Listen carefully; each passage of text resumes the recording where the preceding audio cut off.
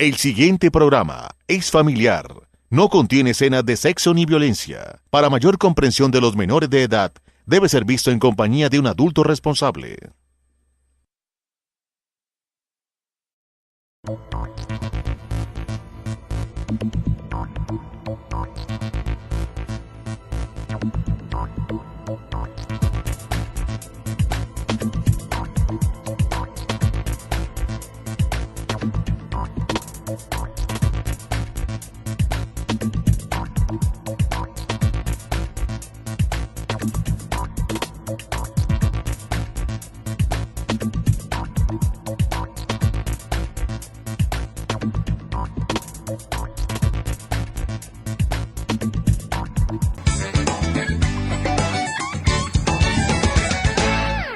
Bueno, hoy tuvimos la oportunidad de hacer el ejercicio obligatorio que nos imponen las normas relacionadas con presentar una rendición de cuentas a la comunidad. Muy complacidos por la asistencia, creo que es la asistencia más numerosa en los 3 años que hemos estado acá, por el acompañamiento de la comunidad y porque estuvieron muy atentos a lo que nosotros le informamos. En cuanto al contenido de lo que presentamos, pues el hospital arroja un balance positivo tanto en su parte asistencial como en su parte administrativa y financiera. En el área asistencial pues pudimos observar o pudimos presentar que nuestro hospital tiene o mantiene unos indicadores que están dentro de los estándares que nos coloca o que nos pone el Ministerio de Protección Social, el Ministerio de Salud. Y como decíamos, nos atrevemos a decir con el tema de la oportunidad, relacionado con la calidad, la oportunidad en los servicios que recibe la comunidad, quizás se pueden decir que están muy por encima del promedio que se viene manejando en el departamento, es decir, la calidad de la atención que están recibiendo los usuarios que acuden a nuestro hospital es excelente. Y veíamos también algo importante con respecto a eso, y es lo que tiene que ver con el hecho de que el número de felicitaciones que recibe nuestra entidad supera en gran medida al número de quejas que estamos recibiendo. Las quejas están en el 0.14%. Nosotros estamos recibiendo felicitaciones del personal que recibe atención en nuestra zona, pero también de algunas personas de otros países que han tenido la oportunidad de ser atendidos en el hospital y que han reconocido realmente que han recibido una buena atención.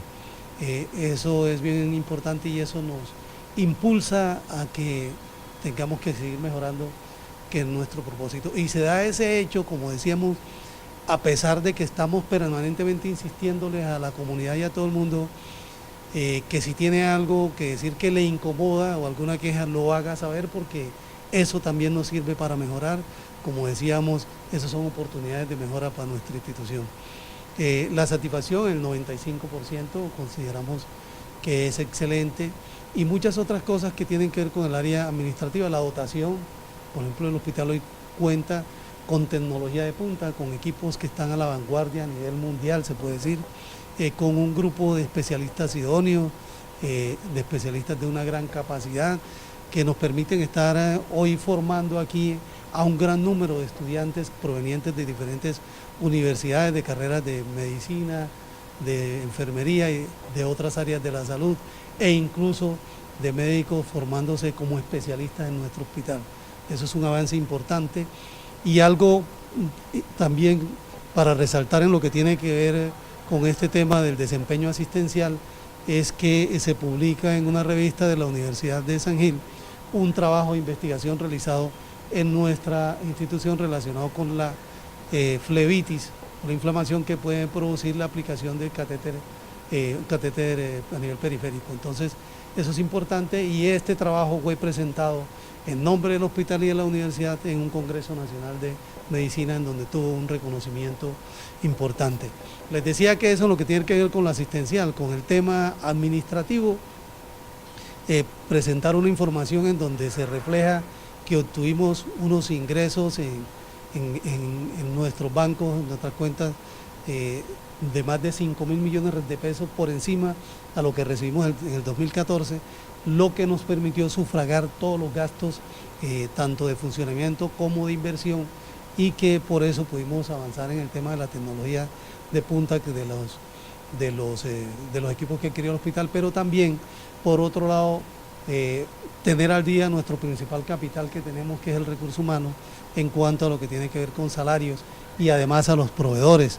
El hospital aumentó su facturación, los indicadores de producción también estuvieron por encima del año inmediatamente anterior, es decir, fue un año con un balance realmente satisfactorio a pesar de toda la problemática que tiene el sector salud en este momento. El hospital de todas formas no debe bajar la guardia frente a ese tema porque las amenazas del entorno son enormes, dado el comportamiento, por un lado, que tienen las EPS al no cumplir con su obligación de cancelarle a las instituciones que le prestan servicios de salud a sus usuarios, pero también por parte de las entidades encargadas de la vigilancia y el control hay mucha inoperancia, mucha negligencia y además que no se mete en cintura a estas instituciones.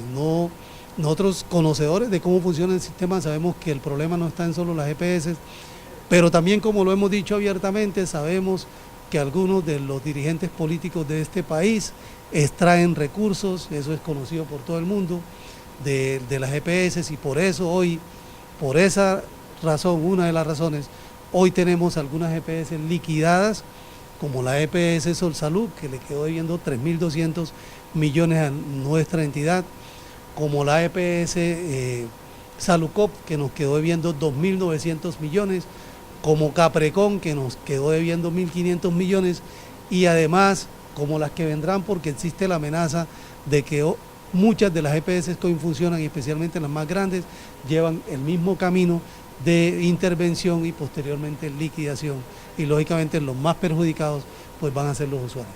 Efectivamente hay un proceso de meritocracia en la cual se deben escoger los nuevos gerentes de los hospitales a partir del 1 de abril.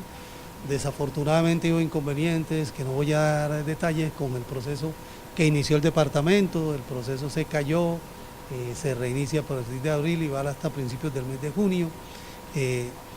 Lo que pretendía el departamento inicialmente era que se hiciera en el mes de marzo y el 1 de abril se conociera quién iba a ser el nuevo gerente del hospital, pues el gobernador decidió que se iban a proceso de meritocracia todos los hospitales departamentales.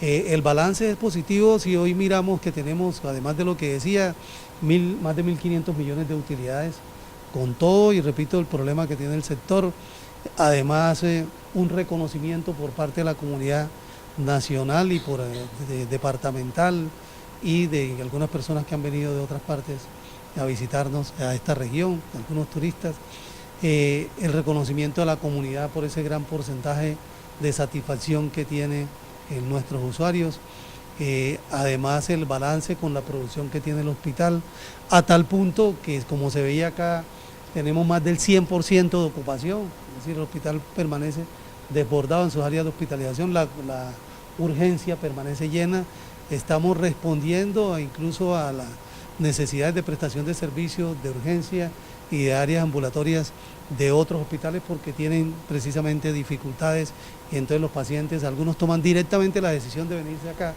o si no, los hospitales terminan remitiendo los pacientes a nuestro hospital precisamente por esas dificultades. Cuando Salucop andaba ya metido de lleno en este problema, pues nos remitieron varios pacientes de Bucaramanga para ser atendidos acá en nuestro hospital, y quizás eso hizo que se creciera la cartera un poco, pero pues siempre recibimos la respuesta de que iba a haber algún tipo de solución a esto y que incluso el mismo gobierno nacional iba a buscar solución, pero de acuerdo a lo que vemos hoy hay una incertidumbre total. No sabemos, o sabemos que no nos van a reconocer toda esa cantidad de dinero que le den al hospital, y además sabemos también de que eso que nos reconozcan difícilmente nos lo van a pagar. Pero repito, ante su pregunta, pues el balance es totalmente positivo. Vamos a ampliar en algunos aspectos, y le decíamos a los miembros de la Asociación de Usuarios, los usuarios que hoy nos acompañaron, que vinieran el próximo viernes para ampliar algunas cosas relacionadas con la problemática de este tema del flujo de recursos, pero también con algunas situaciones que ellos nos comentarán del servicio. Siempre va a haber dificultades en el tema de salud, porque estamos en el sector que tiene muchas dificultades y por eso tener algunas cosas positivas, pues hay que destacarlas.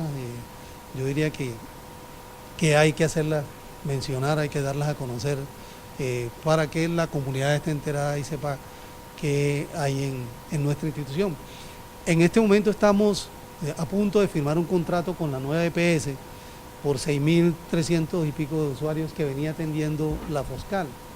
Ese contrato lo estamos negociando, ahí estamos ya por definir las tarifas, pues lógicamente nosotros le estamos exigiendo un poco más de lo que ellos están proponiendo, pero al final creo que vamos a llegar a un acuerdo y esas personas que se iban muchos a San Gil o eran atendidos en una EPS privada van a ser atendidos aquí en el hospital. Ya estamos revisando la oferta que tenemos para responder a esa nueva demanda que nos llega al hospital.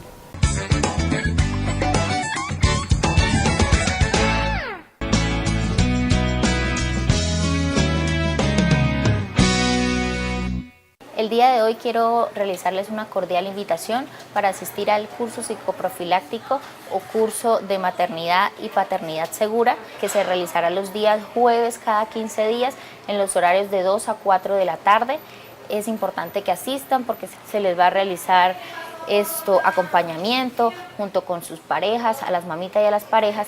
Habrá un grupo interdisciplinario que estará a cargo de medicina general, jefe de enfermería, psicología, nutrición, odontología, fonoaudiología, y es importante que asistan también porque se les va a dar indicación y enseñarles cómo es toda la parte psicoafectiva del vínculo del papá a los hijos, de la mamá a los hijos, y podrán ustedes resolver cualquier duda que tengan, cualquier inquietud que no puedan resolver a la hora de estar con el médico o en la consulta del especialista.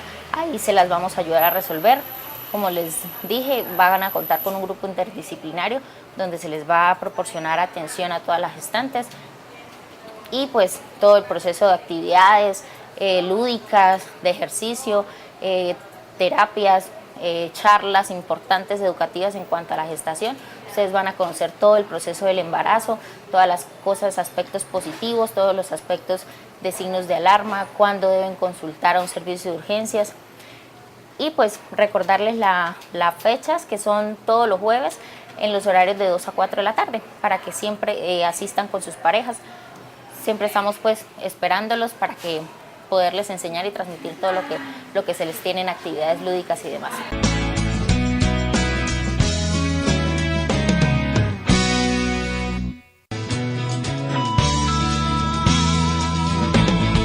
El mensaje de hoy que le queremos enviar a nuestras maternas del Socorro y de toda la provincia es muy importante. Ya como dijeron anteriormente, la importancia de asistir al curso psicoprofiláctico que dicta la institución, donde van a aprender muchas cosas nuevas y una preparación adecuada para el parto.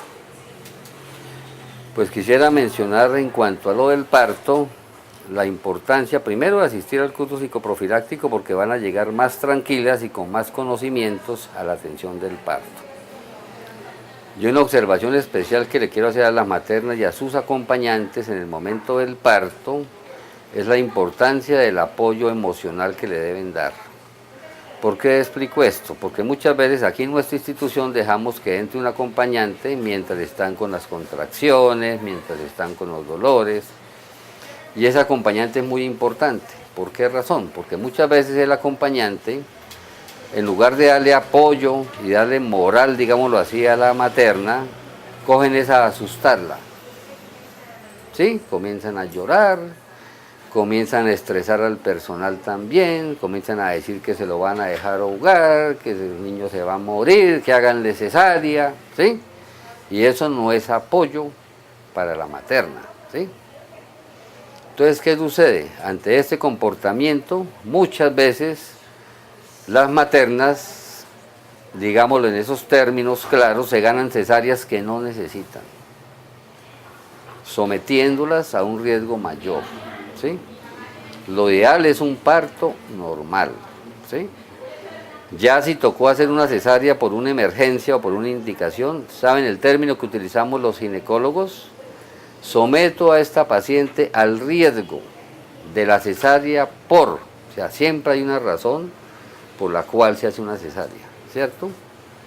Porque está estrecha la pelvis, porque no avanzó el trabajo de parto, porque está en mala... Bueno, hay unas indicaciones muy precisas de hacer la cesárea, ¿sí? ¿Por qué razón? Porque la cesárea es un procedimiento que no está libre de complicaciones. En un parto normal van a perder por ahí unos 500 centímetros de sangre.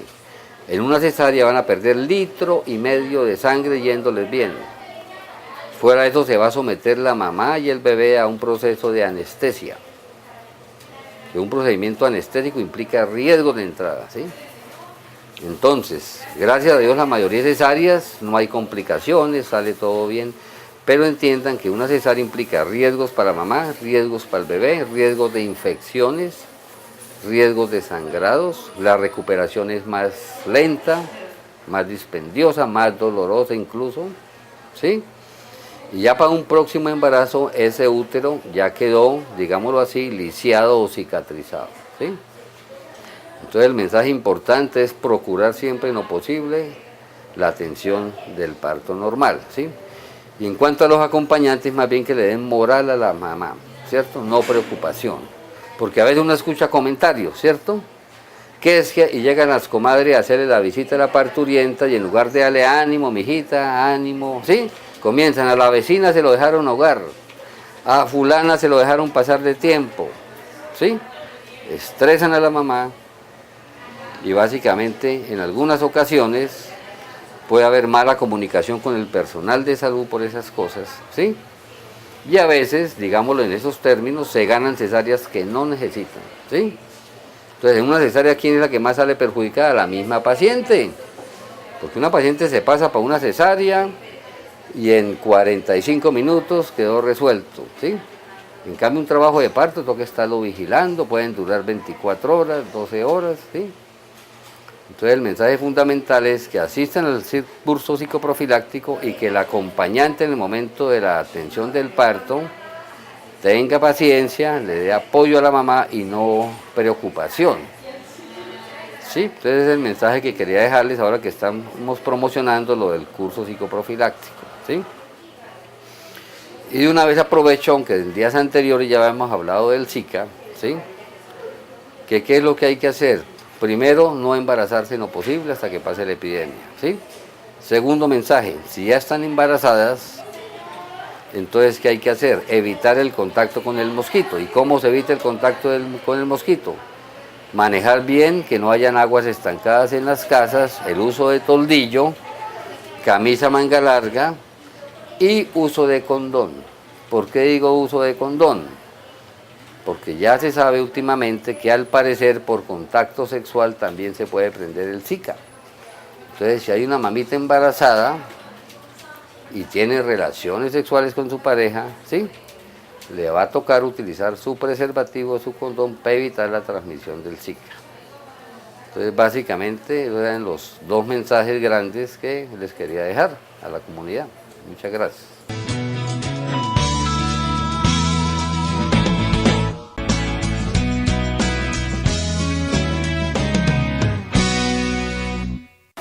Unisan Gil, a través del convenio docente asistencial o docente servicio, también apoya la realización del curso psicoprofiláctico, abordando temas muy importantes como lo son recomendaciones específicas de acuerdo a cada control prenatal, desarrollo fetal, cambios físicos y psicológicos en el embarazo, nutrición, higiene, estimulación intrauterina, gimnasia prenatal, signos y síntomas de riesgo donde ustedes embarazadas deben consultar, signos y síntomas de alarma.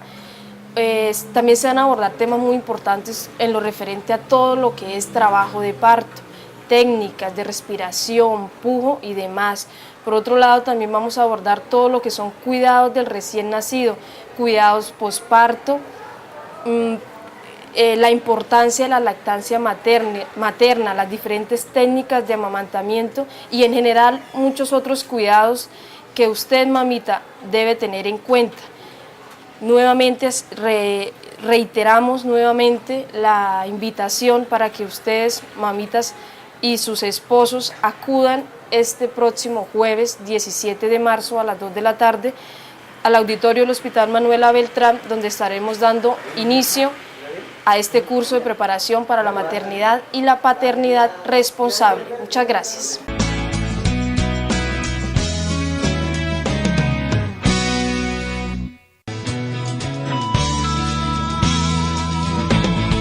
El día de hoy vamos a hablar de dolor lumbar. Esta es una patología muy frecuente en la consulta de medicina general y medicina especializada. Creo que todos hemos sufrido en algún momento de dolor lumbar. Es un dolor incapacitante y es un dolor que, como vamos a ver, tiene muchas causas, las cuales tendremos que estudiarlas, especialmente los fisiatras. Gracias a Dios que ya acá en el Socorro contamos con el especialista en fisiatría, que es el encargado o el idóneo para ver todas estas clases de enfermedades. En cuanto a la epidemiología o las causas, podemos decir que es la quinta causa más común de consulta al servicio de salud a nivel del mundo, el dolor en la columna o a nivel lumbar. Tiene una prevalencia más o menos del 11 al 84%, con una incidencia mayor en adultos jóvenes y edad media, dado que la edad media es la edad donde se presenta más la persona que trabaja, la persona más activa laboralmente. 30% de los dolores lumbares tienen un curso crónico, es un curso más o menos que puede durar meses hasta incluso años. Se considera que el dolor lumbar es la primera causa de inactividad laboral, es la primera causa de incapacidades y de ausencias laborales. El dolor lumbar como tal da la mayor pérdida económica a nivel laboral y se considera más o menos, según un estudio que se realizó a nivel de Estados Unidos, que se pierden 102 billones de dólares. En el 2008 al 2015 se ha considerado que anualmente se pierde 102 millones de dólares en Estados Unidos. En Colombia es una cifra que no se ha establecido como tal, pero se considera que también se pierde bastante dinero por la ausencia laboral en los trabajadores. Vemos que en cuanto a la anatomía o estructura anatómica, la columna está conformada por hueso, ligamento, músculos y articulaciones, pues que esta genera dolor, sobre todo lo que es el imbalance muscular, lo que es la articulación o la generación articular, dado una patología muy frecuente por la edad que se llama artrosis, y básicamente las posturas anómalas o las malas posturas también nos causan dolor de tipo muscular. Esto nos lleva a que nos incapacite para la marcha, nos incapacite también para lo que es poder realizar las actividades del hogar o las actividades de la vida diaria. Como sabemos, la columna vertebral tiene muchas estructuras y tiene más de 20 músculos establecidos en la región dorsal, por lo cual cualquiera de estas estructuras puede generar dolor. Lo que nosotros tenemos que tener en mente es básicamente consultar a tiempo, tener la necesidad y la veracidad de que sí realmente nos duele, porque a veces son dolores pasajeros también que pues generan no más dolor por 1 o 2 horas o hasta por un día. Pero si ya el dolor se empieza a cronificar, se empieza a aumentar con el tiempo, en cuanto a la duración, la intensidad, pues hay que consultar rápido al médico. La idea es que se haga un buen examen físico por parte del médico. El examen físico consiste en ver la postura del paciente, en ver la parte de la columna y en observar los músculos, las articulaciones y la flexibilidad de la columna. Cuando nosotros como médicos en la consulta vemos que tenemos alguna alteración biomecánica o una alteración en la postura, tenemos que ver que se puede establecer cualquier desbalance muscular y eso nos genera dolor. Nosotros también tenemos que tener claro cuáles son los factores de riesgo para dolor lumbar. Dentro de los factores de riesgo para dolor lumbar tenemos ser mujer, el género femenino nos aumenta un poco el riesgo de sufrir de dolor lumbar. Otro factor de riesgo es tener cáncer, es un factor de riesgo que nos alerta a que puede ser algo maligno. En cuanto a una persona que ya está establecido el diagnóstico de cáncer como tal, es una bandera roja que nos permite o nos da una alarma para este dolor, que puede ser alguna otra patología. Otro factor de riesgo es las malas posturas. Otro factor de riesgo para dolor lumbar puede ser también como nosotros podemos trabajar sin hacer pausas activas, el estar en una sola posición nos puede llegar a favorecer este dolor lumbar. Otros factores de riesgo, también tenemos unos factores de riesgo psicosociales. Dentro de los factores de riesgo psicosociales tenemos el bajo nivel socioeconómico. Se ha considerado en la literatura médica que este factor de riesgo es importante para poder sufrir de dolor lumbar. Ya teniendo un diagnóstico claro por parte del médico, podemos nosotros ir al tratamiento. En cuanto al tratamiento, básicamente lo manejamos con analgésicos, que son los medicamentos de primera línea para el inicio del dolor, y posteriormente también tenemos que complementarlo con lo que es la terapia física y la terapia ocupacional. ¿Con qué objetivos? La terapia física la manejamos para manejar medios físicos, estiramientos, masaje y manejo de flexibilidad de los músculos. Cuando es por causas mecánicas, que las causas mecánicas del dolor lumbar son alrededor del 70 al 80%. Ese 20% que no es mecánico es por otras causas, inflamatorias, tumorales o ya hay causas que son la menor proporción. La gran mayoría es mecánica. En cuanto a la terapia ocupacional, nosotros trabajamos higiene postural, entonces se le enseña a la persona qué ejercicios debe hacer, qué pausas activas debe hacer y cuál es la postura ideal para no sufrir de dolores lumbares. Las personas a veces tienen el concepto de que todos los dolores lumbares se les debe hacer una radiografía, un TAC, una resonancia o alguna imagen para saber de qué estamos sufriendo o cuál es la causa del dolor. Pero realmente las causas, como ya les dije, son mecánicas en su gran mayoría y no requieren una radiografía o una imagen complementaria.